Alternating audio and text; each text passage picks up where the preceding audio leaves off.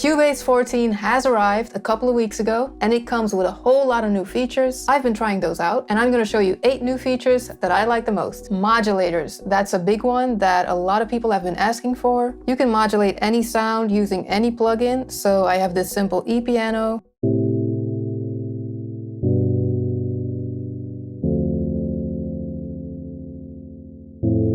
And by using the modulators, I can add some movement.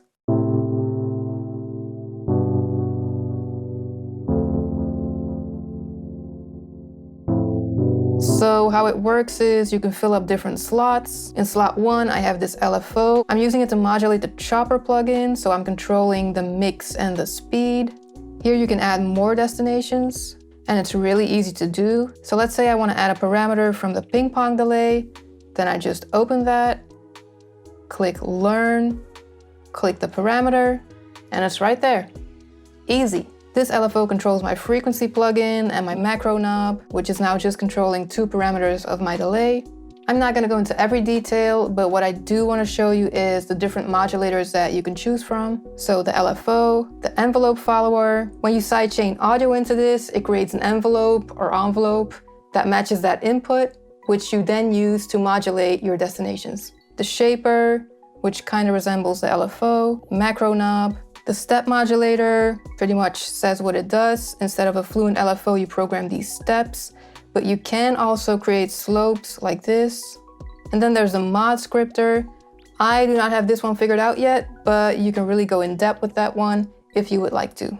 Okay, next, drum machine.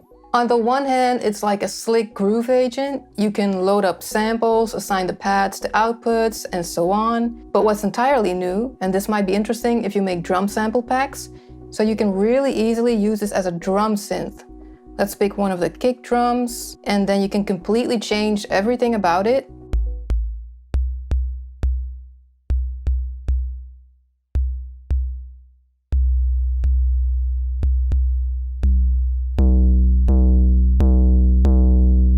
You can also layer it by choosing something else here or by loading up your own sample. So a lot of fun to mess around with. Something new that I've already implemented in my recording template is the Resample plugin. It's a nice one-off plugin that gives you the 4D effect or the underwater effect by downsampling. Sounds great on ad-libs, but you can use it on anything.